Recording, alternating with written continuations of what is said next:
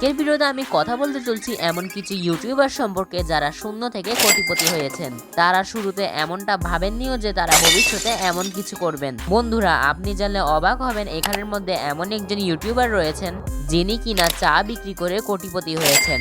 সে কে তা জানতে আজকের এই ভিডিওটি সম্পূর্ণ দেখতে হবে। তো চলেন বেশি কথা না বলে আজকের এই ইন্টারেস্টিং ভিডিওটি শুরু করা যাক। Number 5, mister beast. Mister beast হলেন বর্তমানে বিশ্বের নাম্বার 1 ইউটিউবার। তিনি তার ভিডিওতে বর্তমানে কোটি কোটি টাকা খরচ করেন, কারণ তিনি বিশ্বের সবথেকে ধনী ইউটিউবারদের মধ্যে অন্যতম। কিন্তু শুরু থেকে এটি একদমই ছিল না। মিস্টার বিস্ট শুরুতে ছিলেন একজন দরিদ্র পরিবারের সন্তান। তিনি মূলত লুকিয়ে লুকিয়ে ভিডিও শুট করতেন, কিন্তু সেখানেও একটি অনেক বড় সমস্যা ছিল। ওই সময় তার ভিডিওগুলোতে এত ভালো ভিউজ আসতো না।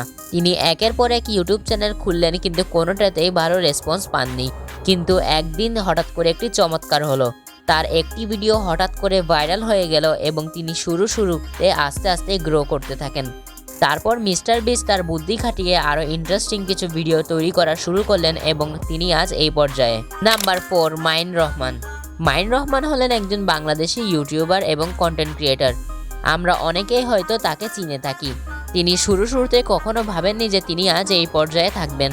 মাইন রহমান মূলত অনলাইনে বিজনেস করে কোটিপতি হয়েছে। পাশাপাশি তিনি বর্তমানে কন্টেন্ট ক্রিয়েশনও করছেন। তিনি মূলত তার ইয়ং এজ থেকেই বিজনেস করা স্টার্ট করেন এবং আস্তে আস্তে তিনি আজ এই পর্যায়ে। বর্তমানে তার কাছে অনেক লাক্সারি গাড়িগুলো রয়েছে, যেমন টয়োটা সুব্রা, মাজদা MX-5, আরও অনেক কিছু। নাম্বার 3, ধ্রুব রাঠি।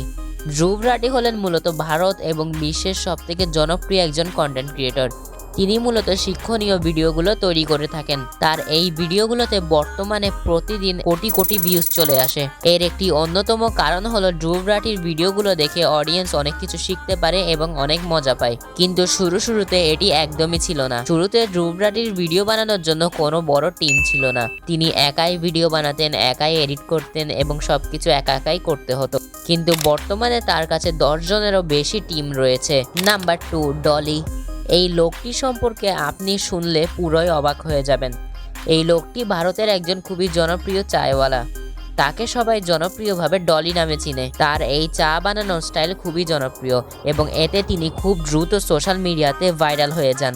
ভাইরাল হওয়ার পর তিনি ইনস্টাগ্রামে পেজ খুলেন, ইউটিউবের চ্যানেল খুলেন, ফলে তিনি অনেক তাড়াতাড়ি অনেক ফলোয়ার পেয়ে যান। এমনকি আপনি জানলে অবাক হবেন, ডলি চাইওয়ালার কাছে চা খেতে বিশ্বের একজন সুনামধন্য ব্যক্তি বিল গেটসও এসেছেন। নাম্বার 1, রাকিব হোসেন। রাকিব হোসেন হলেন বর্তমানে বাংলাদেশের খুবই জনপ্রিয় এবং ধনী একজন কন্টেন্ট ক্রিয়েটর। বর্তমানে বিভিন্ন সোশ্যাল মিডিয়ায় রাকিব হোসেনের অনেক ফ্যান ফলোয়ার রয়েছেন এবং তিনি বর্তমানে অনেক টাকাও ইনকাম করছেন। কিন্তু শুরুতে এটি একদমই ছিল না। তিনি তার ভিডিও তৈরির যাত্রা শুরু করেন আজ থেকে প্রায় 7 থেকে 8 বছর আগে। তখন তিনি মূলত সাইকেল স্ট্যান্ডের ভিডিওগুলো তৈরি করে থাকতেন। এই সাইকেল স্ট্যান্ড হতে তিনি বাইক স্ট্যান্ডে শিফট করেন। এরপর তিনি আস্তে আস্তে ব্লগ ভিডিও তৈরি করা শুরু করেন, যেখানে তিনি অনেক ভালো রেসপন্স পান। যেই ভিডিওগুলো দেখতে অডিয়েন্সরা খুব মজা পায়। ফলে রাকিব হোসেন আস্তে আস্তে ব্লগ ভিডিও তৈরি করা শুরু করেন। বর্তমানে রাকিব হোসেন বিভিন্ন সোশ্যাল মিডিয়ার উপায় থেকে মাসের লাখ থেকে কোটি কোটি টাকা ইনকাম করছেন। বন্ধুরা, আপনারা এই তো জানলেন, কিন্তু আপনারা যদি বাংলাদেশের সবথেকে ধনী 5 জন ইউটিউবার সম্পর্কে জানতে চান, তাহলে আমাদের চ্যানেল থাকা এই ভিডিওটি অবশ্যই দেখে আসবেন। আপনার সাথে দেখা হচ্ছে ওই ভিডিওটাতেই। ততক্ষণে ভালো থাকবেন। আল্লাহ হাফেজ।